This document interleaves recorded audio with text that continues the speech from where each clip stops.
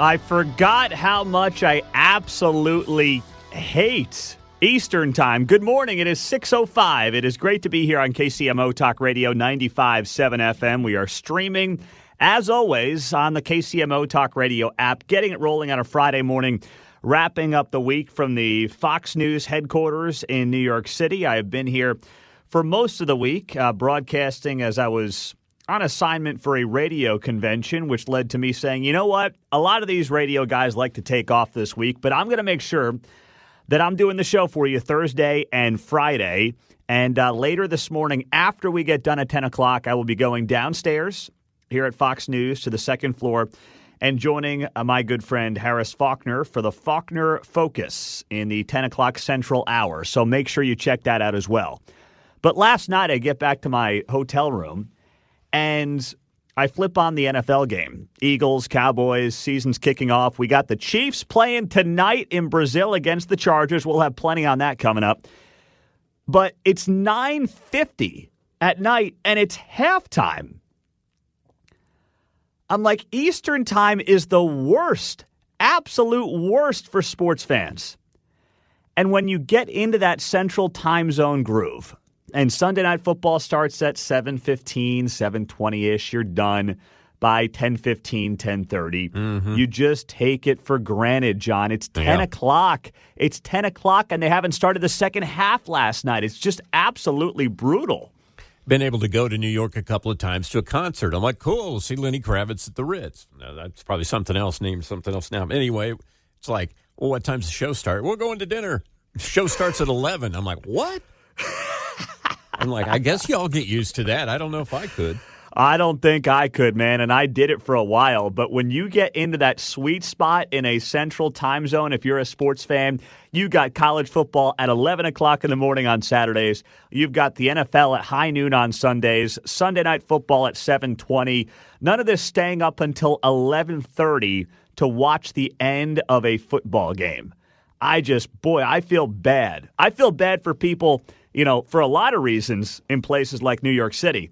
I walk out this morning, it's 5:30 in the morning on 7th Avenue, and the first thing I see is a guy's bare behind right in my face. Just, hanging out, homeless guy strolling up the streets. Literally, his pants were around his thighs, and his shirt was above his waist. So I walk right by him. I did not turn around because I didn't want to see the front side of him, but I knew what would have been coming had I looked. So there's a lot of reasons that I am more than ready to get back to God's country and Central Time as we get set for the Chiefs and the Chargers tonight in Brazil. Kendall Gammon will join me coming up at 7:05 this morning to give you the preview of that game tonight in Brazil. It's going to be a lot of fun. So today is a big day for the economy. The jobs report drops this morning at 7:30. And you're already seeing many in media lay the foundation for a heads I win, tails you lose approach to whatever this jobs report is. And you're seeing this in places like CNN. The headline, they write here this morning, what to expect from Friday's high-stakes jobs report. TheHill.com writes here, Labor Department to deliver first jobs report since Trump's Bureau of Labor Statistics firing. They're setting this thing up so that if the jobs report bombs out, they'll blame Trump, obviously. They'll blame tariffs. They'll blame whatever they want to blame. And then if the jobs report comes in pretty good, they'll say, are these numbers real? Can we trust these numbers? I don't know. Trump fired the Bureau of Labor Statistics chief. I don't know if we can trust these. It's why I wouldn't have done it. It's why, listen, Trump's done a lot of great things these first 8 months in office. But he set himself up for this by firing the head of the Bureau of Labor Statistics, knowing full well that the media was going to treat this thing like, well, if Trump just blows out the chieftain after he doesn't like a jobs report and they're off by tens of thousands and hundreds of thousands of jobs, well, you know what? We're not sure we can trust the numbers. Now, I'll take the numbers at what they are. It's all we've got. But there's no doubt And you saw this during Biden's tenure in office, and you saw this now during the first 8 months of Trump's tenure in office. These jobs numbers are wildly inaccurate.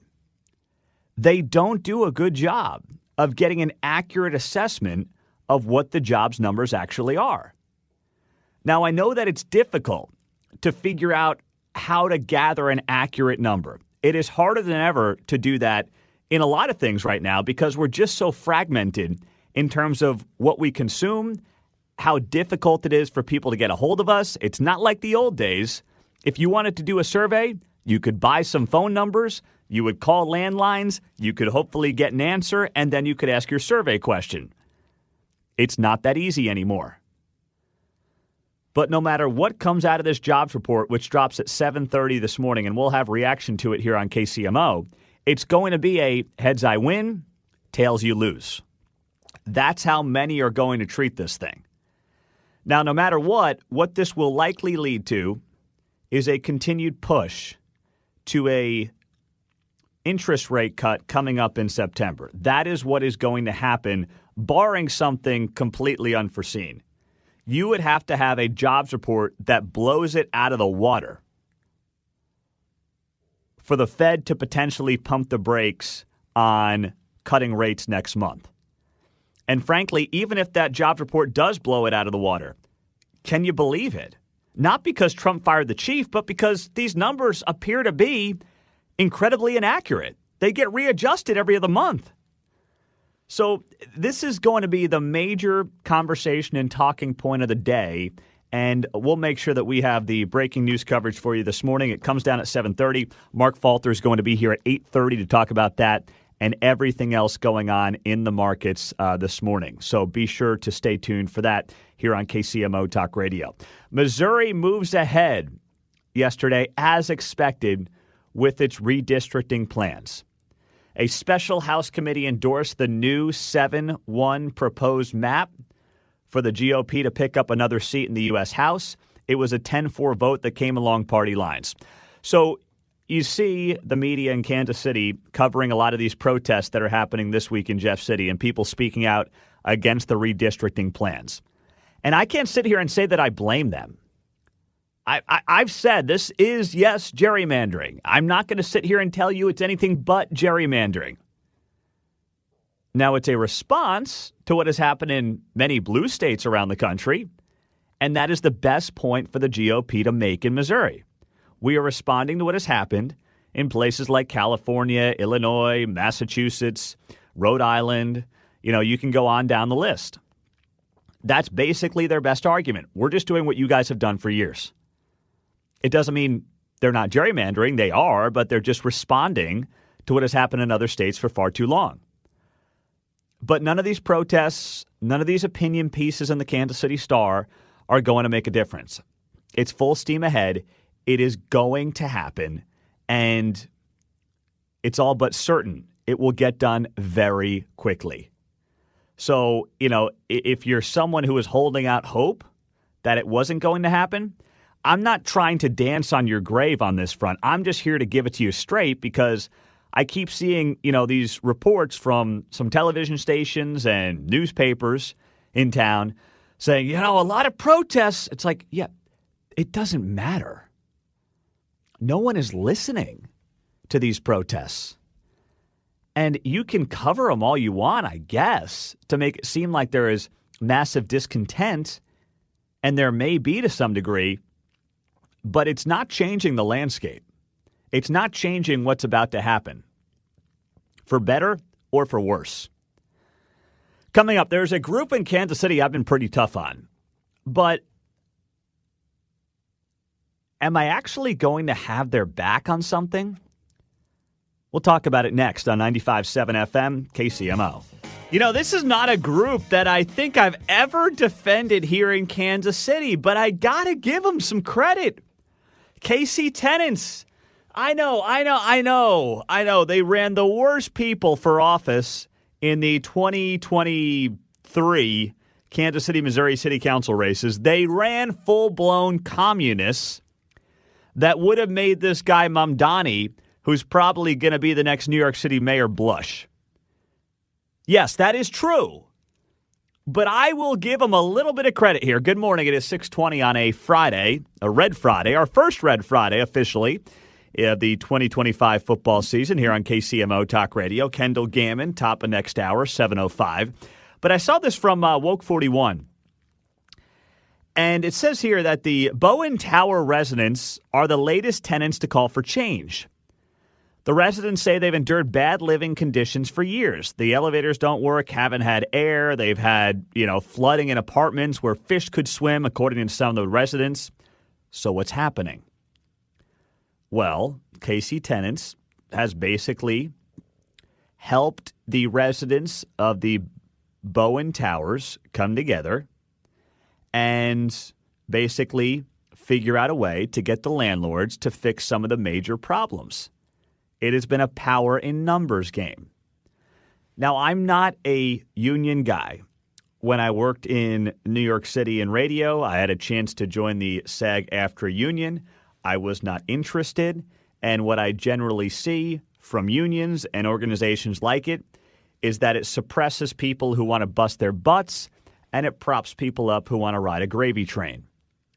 And it rewards you largely based on length of service, not quality of skill and work ethic.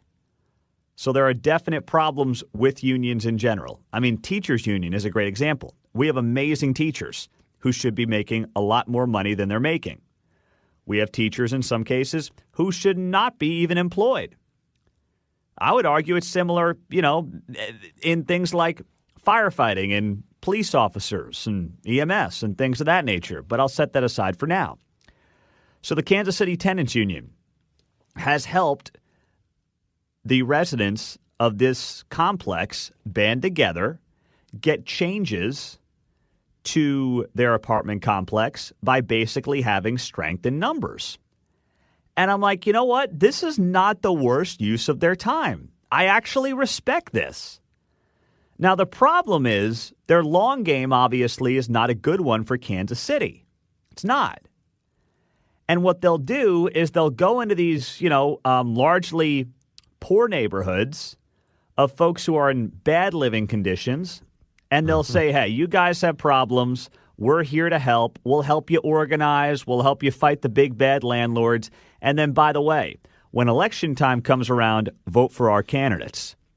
And that's not actually what these folks need. What they need is more free market opportunities. What they need is the ability to get more housing options so they could easily get up and leave.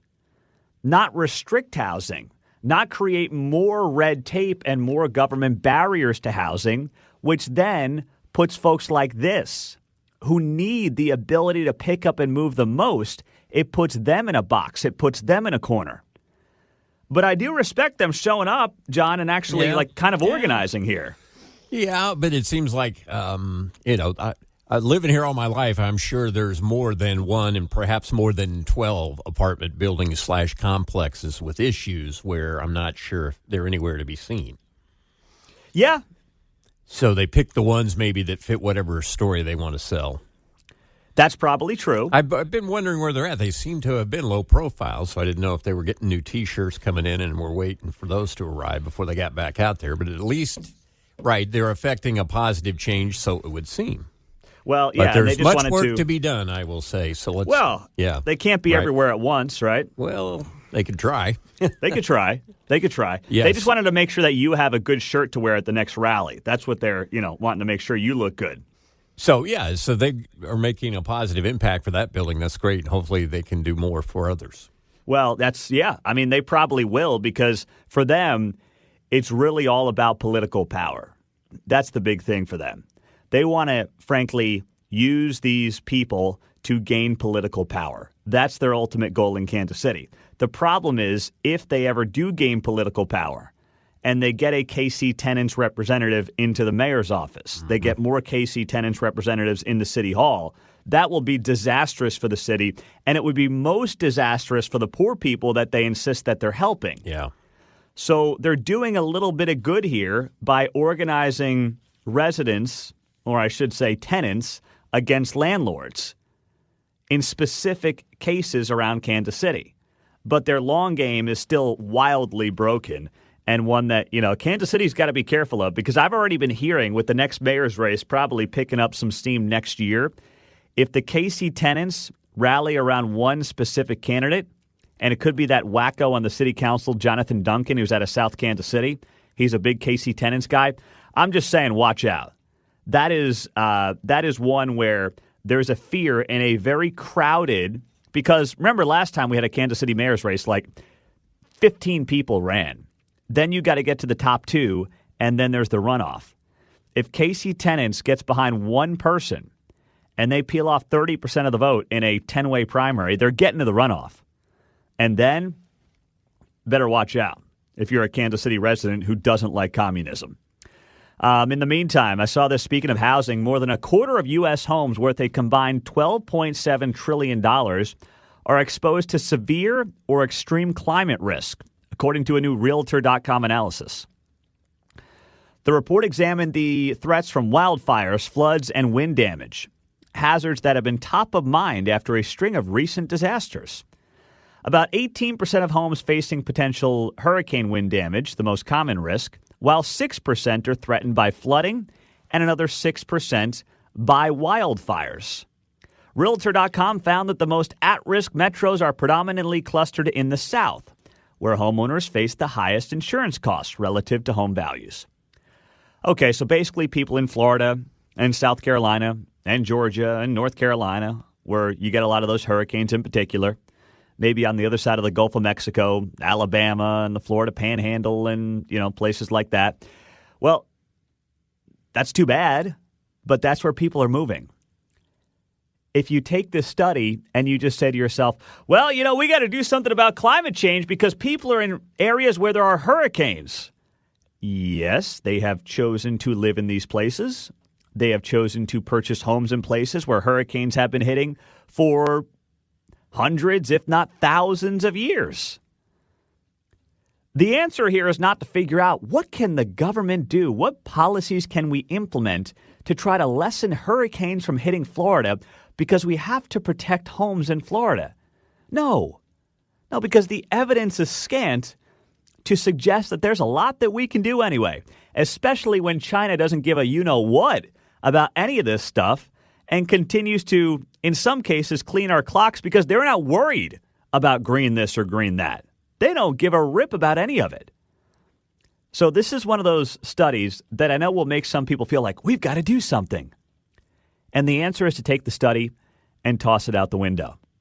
Speaking of things we should toss out the window, I'll give you something on that from what I saw last night coming up next. All right, well, I guess if there is one good thing about the Chiefs not winning the Super Bowl is that they did not have to play last night in the season opening game to kick off the NFL season, and they, as a result, did not have to deal with the ridiculous notion that there are two national anthems in America. They do it at the Super Bowl, and they do it for the season kickoff in the NFL. And last night in Philadelphia, where the Eagles ended up beating the Cowboys 24-20, they play the national anthem, but before that, they play the song Lift Every Voice and Sing, often referred to as the Black National Anthem. Now, there is no black national anthem. There is no white national anthem. There is one national anthem. That's it, right? We're all on the same page here? Well, the NFL's not, but, those of us with common sense are. So you had this played last night, and they left the crowd mics on so you could hear the crowd in Philadelphia was totally uninterested in hearing the song Lift Every Voice and Sing. Here's a little bit of what it sounded like.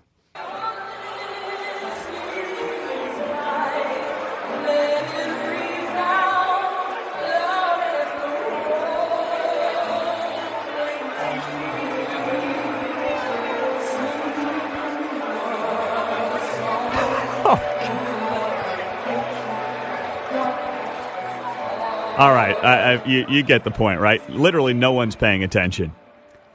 That's like when I'm emceeing events around town and, people are in their cocktail hour and you're trying to get them to sit down for dinner and you're just talking to yourself.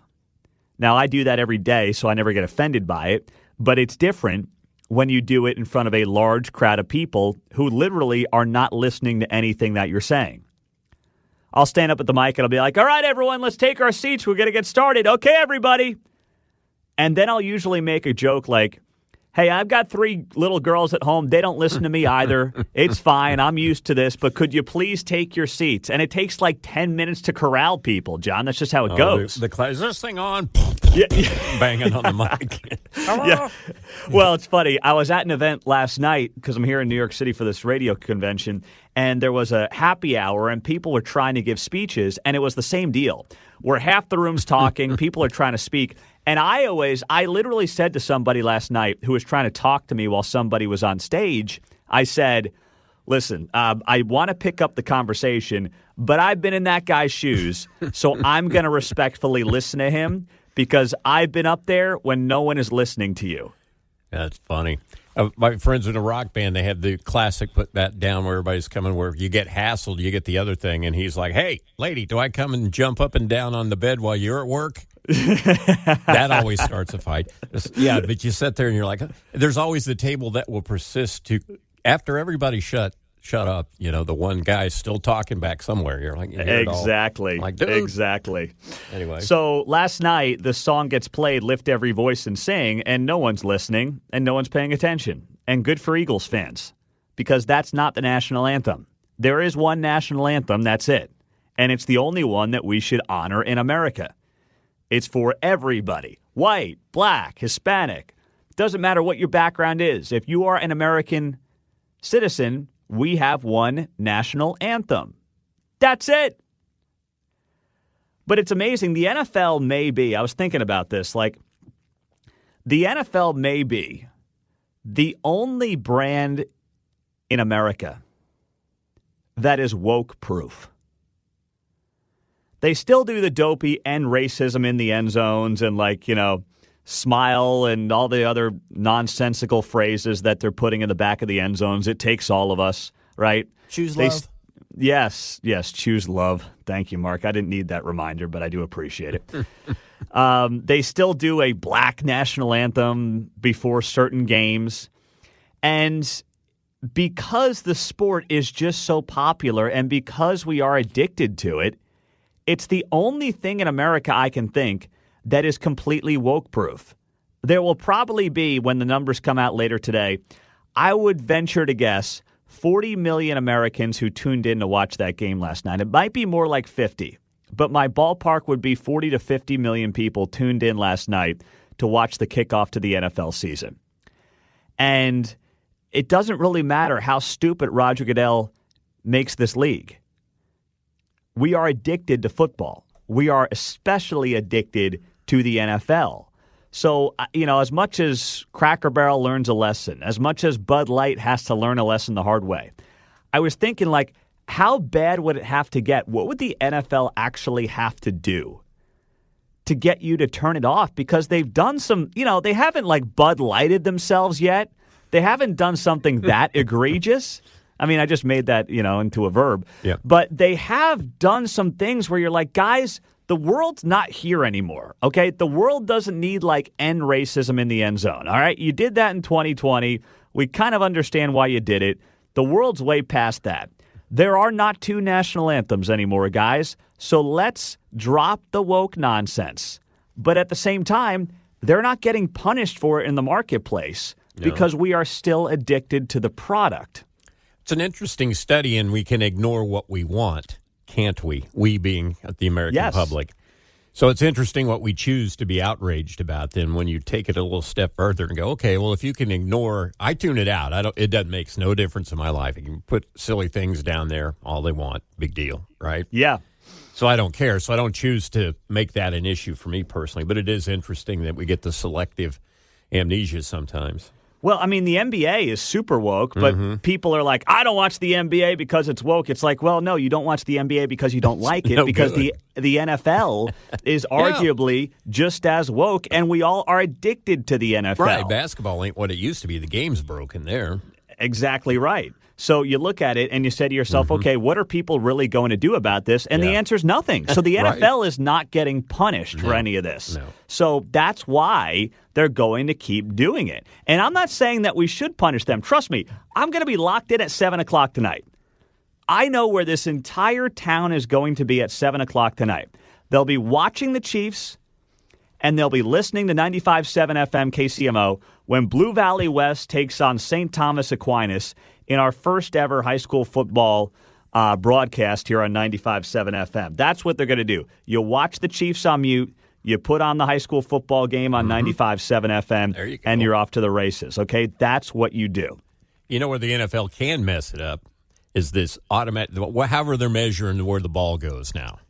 This electronic thing. They tried it in preseason. It took way too much time. So I don't know. I'm curious to see how that goes. You start messing with that, now we have issues. Yeah, I mean, if they lengthen these games because of that nonsense, then it totally defeats the purpose. Oh, it's broken. Yeah, we're going to have to go back to on the field. On the text line, I'm about done with the NFL just for the fact that I can't even watch the game tonight because I don't want to subscribe to another streaming service. You don't have to do that. It'll be on Woke 41. All right? Yeah, if you live here in the metro, you can get it. It'll also be on regular YouTube. So yes, that's a good point. Regular YouTube. Oh, regular. Well, there you go. Or Woke 41. All right? And I want to hear John's newscast reference Woke 41, not the official KSHB. No, I know you got to be a newsman there at the top of the hour, John, but I was like, hey, that's Woke 41 to us on KCMO. But yeah, the game will be on 41 tonight. So if you're in the Kansas City metro market, now if you're listening on the stream from somewhere else in the country, you got to go to YouTube. However, if you're in Kansas City, it will be on Channel 41 tonight. So you will be okay on that front. That is one smart thing that the NFL does do. While they're putting these games on Netflix and Amazon and all over the place, if you are in market, you will get it on one of your local broadcast channels. Always good to hear from Bill O'Reilly. Good morning. Happy Red Friday. Glad you're joining us on KCMO Talk Radio 95.7 FM, streaming all morning long on the KCMO Talk Radio app. So Missouri U.S. Senator Josh Hawley, we told you 2 weeks ago, is someone who a lot of people believe is going to potentially run for president in 2028. In fact, there was a big report. Oh, gosh, who was it in? I forget where it was. But we read it to you on the air a couple of weeks ago that insinuated Republicans in Washington, D.C. think that Hawley is laying the foundation for a 2028 run. And that's why he's taking some of the stances that he's taking. He's trying to figure out how to blend, this conservative populism with a faith-based approach, with a pro-worker mentality, and mold it all together. It's kind of like Trumpism, but it's probably got more faith-based to it, and there's some other tweaks in it as well that are actually far more populist than what Trump's policies have been during his time in office. And yesterday, Josh Hawley shared this clip from the National Conservatism Conference where he talked about big tech and AI. And it sounds really good, but then you think about it, and it doesn't really mean anything or have any basis to it. Take a listen. Thus far, the AI revolution is proceeding on transhumanist lines. It is working against the working man, his liberty and his worth. It is operating to install a rich and powerful elite. It is undermining many of our cherished ideals. And if that keeps on, AI will work to undermine America.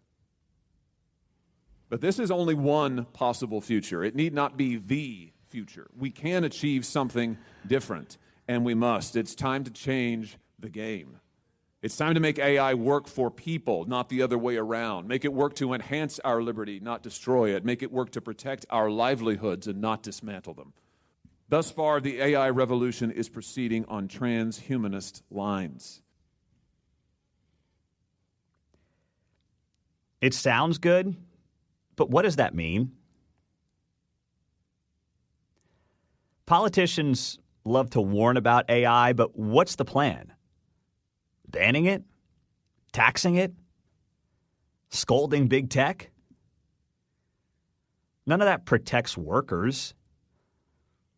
If we're going to have a serious conversation about AI and its role in our future as a country, there's got to be a vision. It can't just be slogans. where, yes, there will be disruption and there will be people who are left behind. But that's been true since the beginning of time on every technological advancement we've ever seen. And this may be an extreme analogy, but, the guy that was selling horses to people in the late 1800s, he kind of got squeezed with the invention of the automobile.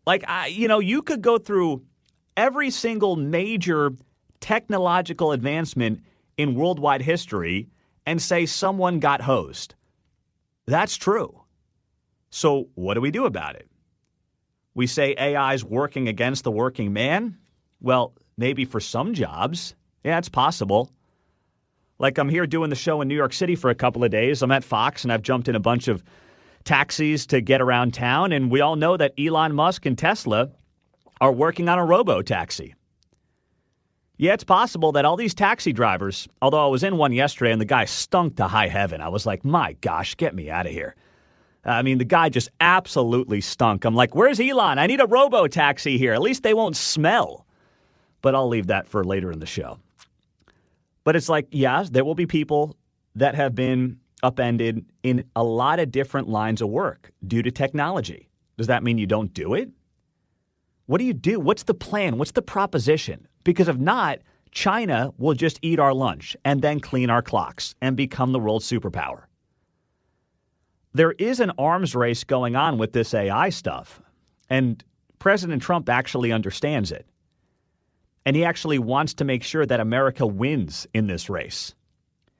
And yes, there's a way that we've got to make sure that this stuff does end up helping working Americans, but I think the marketplace will largely figure that out too. I mean, I was here for this conference all week, and a big part of the conversation for those of us in radio and media in general was, how are we utilizing AI? What's the strategy around AI? How are you using it to benefit what you do on the air, in programming, in sales? I mean, these are all conversations that we have in our business, and I guarantee you, many of you driving to work right now are having in your industries. So I like Senator Hawley, but when I hear this stuff, it's just hot air. There's no substance to it. What's the plan? And I'd much rather trust the people in the marketplace to figure this out rather than having politicians of either political party getting in the way and acting like they're doing something about it. So Robert F. Kennedy Jr. was getting blasted yesterday on the Hill. Of course, that is the president's Health and Human Services director. And this comes after he's fired the chieftain of the CDC. And just generally, he has been somebody that many have tried to basically take down and take out and use as someone that Trump has in a high position of power who is wildly irresponsible. Now, do I agree with RFK Jr. on everything he's ever said regarding vaccines and health and what we should be doing and should not be doing when it comes to the general health of the country and how we handle vaccines? No, I don't. I don't. But let's be clear. RFK Jr. to me is a massive middle finger to the health establishment of the last several years. And that's why, as much as there are things that I disagree with him on, and I think there are times when he talks about certain vaccines that he can be irresponsible, I am fully supportive of him because I admit for me it's largely emotional. I admit for me, being able to stick two double birds into the faces of some of these people who for the last 5 years said, make sure you separate by 6 feet, make sure you don't go out to a restaurant, make sure, as Kansas City Health Director Rex Archer once said, you don't go out to eat. You're better off jumping out of a second-story window than going to eat in a restaurant during COVID. He said that right here in Kansas City. One of the all-time dumbest statements in the history of Kansas City by former KCMO Health Director Rex Archer. The people who said, you can't see your grandma if she's passing away, but if you want to go protest in the summer of 2020 on behalf of George Floyd, please. I mean, that's important stuff to do, right?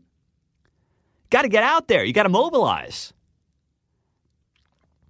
The people who didn't care and didn't raise any red flags about childhood obesity skyrocketing over the last generation, who didn't make a peep about the downside of locking kids out of schools for upwards of 2 years.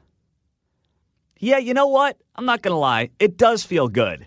It does feel good to have RFK there and basically telling some of those people to pound sand. And maybe that's too emotional of me. I'm fine to admit that that's entirely possible. And you can call me out on it at 913-408-7957. I can be guilty as charged on that. You could talk me into that. I'm admitting a flaw in my belief here. But I still believe it. And it still does feel damn good to have all these people squawking at RFK yesterday. He was there for a testimony on the Hill, and really what it turns into is just a dog and pony show. He was appearing before the Senate Finance Panel, and obviously since he sacked the newly confirmed CDC director, Susan Menarez, a few weeks ago, that obviously made this a little more hostile yesterday. And they were doing gotcha stuff. One example here, Mark Warner of Virginia asked RFK, do you accept the fact that 1 million people died in this country from COVID? And Kennedy said, I don't know how many died. And Warner's like, oh, my goodness, it's how could you? He's like, we don't know. We know people died with COVID. Do we know how many died from COVID? And it's true in different parts of the country, it was much worse. It actually came up yesterday. I was at one of these events, and people were talking about, obviously here in New York City, that first wave was horrific for so many people and their families. No one denies that.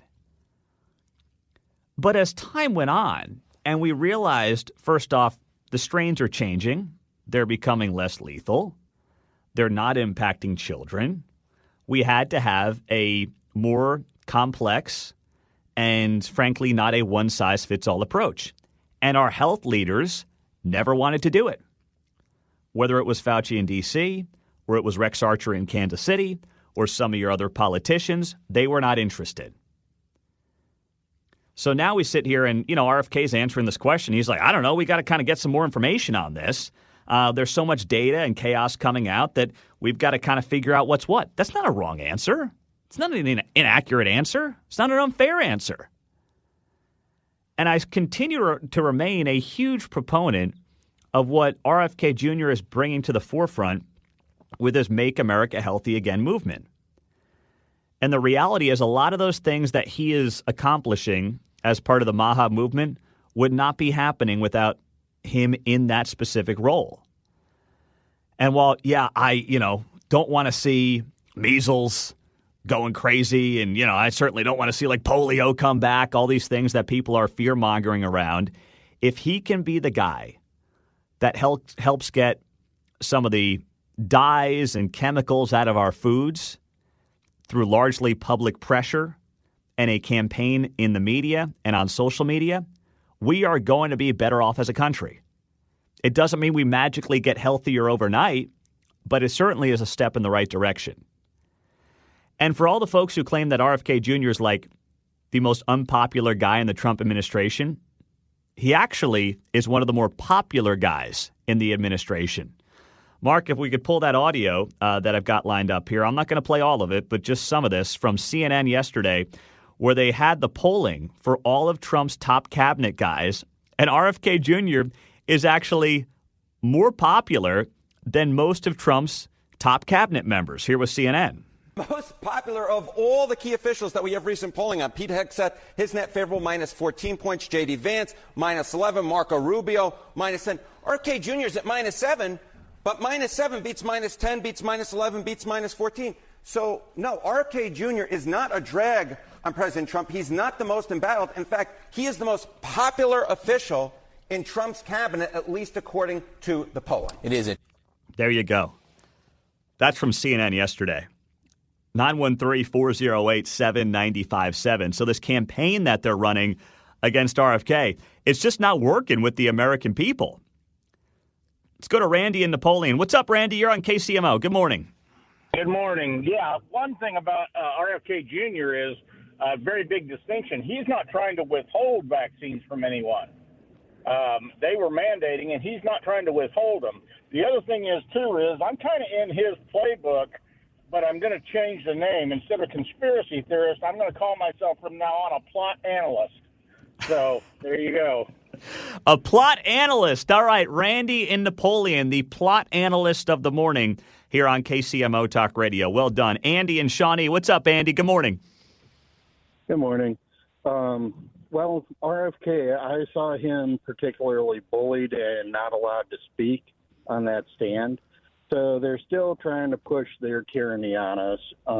But I am really glad that the people are getting fired, the ones that were pushing it in those organizations. And Trump is certainly standing by him. Thanks, Andy. John's in Topeka. What's up, John? Good morning. Good morning. I love RFK. Everything he's doing, I mean, he knows about vaccine injuries because the reason why his voice is the way it is from a vaccine injury. And so for them to say vaccines don't hurt anybody, RFK is living proof that they do. And he says, I'm questioning these vaccines. I'm pushing the questions. I'm making you look at yourselves. And they don't like what they see in the mirror. And that's what they hate the most about RFK. He's like, you're pushing poison on the people. You're pushing vaccines that you don't know about. You're mandating all this stuff, and you need to stop. And they don't like it because they want the power, and he's got it. Yeah, and I know that is something that, I don't know. I don't think, John, that is confirmed that his voice is due to a vaccine injury. Well, he from what I understood, that's the reason why he is very much anti-vaccine because of autism and all these other things that are coming up with the vaccines. Like the clot shot. I mean, we don't call it the clot shot for no reason because it creates blood clots in your body. A lot of people had more damage from the shot than from the COVID.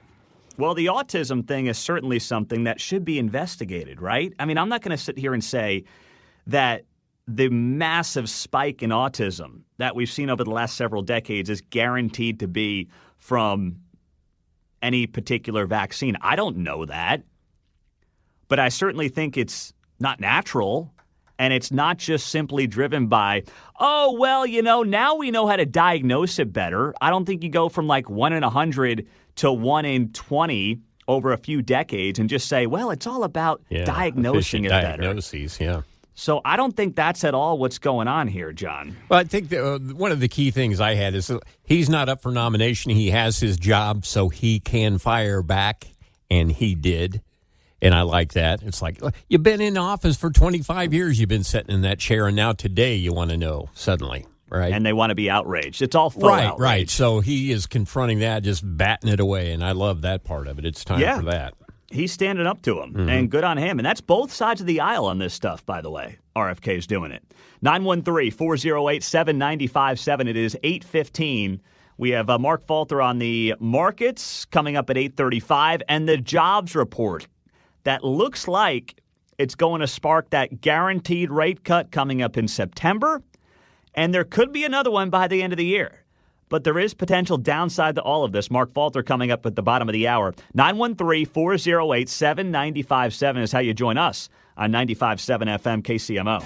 Brian Kilmeade just swung by and he goes, hey, I'm having Roger Marshall on my radio show. I said, great. Tell Doc I said hi, and you know that Doc Marshall is going to get in something about the Chiefs on that Kilmeade show. You guys know that's coming, right? Tyquan Thornton, baby, let's go. Tyquan Thornton. Number 2. Number 2. That's Doc Marshall's favorite player when he was up there at training camp and he was giving us play-by-play live on the air. He goes, great catch by number 2. Tyquan Thornton. You know what? In honor of Doc Marshall, I might have to throw money on anytime touchdown for Thornton tonight. You know what? I think you're smart there, Mark. In honor of Doc Marshall, U.S. Senator from Kansas, I agree, man. I think you got to sprinkle a little cheese. A little cheese on there. On that Tyquan Thornton anytime touchdown. Hey, someone's got to show up tonight without Rashee Rice playing. Why not Tyquan Thornton, right? Exactly. Oh, man. There's no way that Doc Marshall's getting off the interview with Brian Kilmeade without being like, by the way, Brian, go Chiefs tonight, 7 o'clock in Brazil. We love Travis. We love Taylor. We love Patrick. Go Chiefs. Yeah, that's coming. That is coming. That's right. It is game day. It is Red Friday. You're going to have a great show from Keatsman coming up at 10 o'clock. So I do have the hit time for the Harris-Faulkner deal today. It's going to be at 10:45 Central Time. So this is perfect. It will be during Kevin's final commercial break, right before him and Mark wrap up the show at the end of the 10 o'clock hour. So you watch Fox, you have Keatsman on the radio, you have Fox on mute. During that 10:45 break, you guys will go into it, and then we'll be on TV, and then you go back to Keatsman. We all good? Sound like a plan? Boom. All right, good. And I did find out, they asked me, they're like, all right, Pete, what are your talking points on this issue as Trump's DOJ considers banning trans people from buying guns? And my gut initial reaction is, well, there's a lot of legal issues and challenges around this. And how are you going to determine how trans somebody is? Like, you're telling me the average guy who's running a gun shop, the average guy at the Bass Pro, he may see a dude who looks like a girl or vice versa and be like, how are you going to determine that? Who's going to be in charge of that? See what you got under there, big boy. Like, what do you do? How are you going to do this? Check And the under other, the hood. no, you didn't start working at Bass Pro Shop, in the gun section to start checking under the hood. Okay, that's not why you work there. Not a car shop guy. No.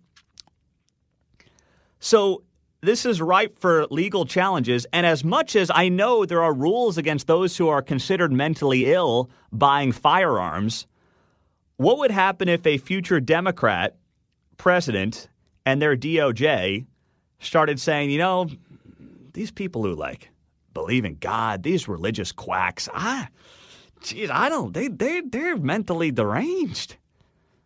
I don't know if they can be purchasing firearms. You open up Pandora's box. Now, the flip side of this is that Democrats could be on the verge of defending the Second Amendment. Think about that, right?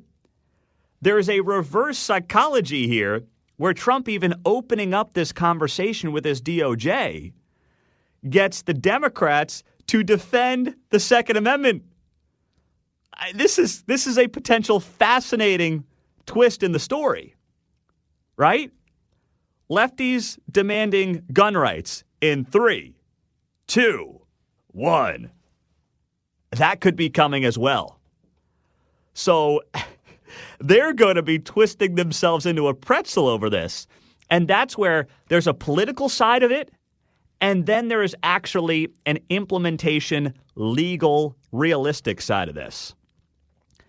And that's where my head is at right now as I get set to discuss that topic coming up at 10:45 on KCML. But I'm going to have to tighten my pitch because, in TV they give you 30 seconds and then they're moving on. That's how it goes. On the text line, Pete, the gun shop owner is going to see the pistol under the dress. Oh, gosh, where's the rim shot there back in Kansas City? Mark, give me something to work with here. How dare you? Whoops. I know what I won't be saying today at 10:45 on Fox. I know what line I won't and text I won't be using. Oh, my gosh. Look out for those little shopping shorts, right? John fed me that one. Oh, yeah. Oh, my goodness gracious. Oh, boy. Pete, is this Fox News hazing you as a new pledge? No, I don't think so. I mean, I'm not going to ask that. Sure, I'll talk about whatever you want. That's the beauty, though. Like, radio folks have a much easier time going to do TV, right? We do 4 hours a day. Some guys and gals only do 3. But we're doing 4 hours of talking to largely myself every single day. But when TV people go to radio, try to host a show, I mean, it's a nightmare for too many of them. I'll never forget Scott Van Pelt of ESPN Radio telling the story that he started his radio show at ESPN, years ago. And he was super confident. He's like, I got this. I'll be fine. And after the first segment, he's like crawled up into a ball in the corner of the studio. And he's like, how am I getting through the next 2 hours and 45 minutes? I have no idea how to do it. because he burned through all his good stuff. So I'm really not worried or nervous at all because it's going to go so fast. But it's why radio preps you for TV much better than the other way around.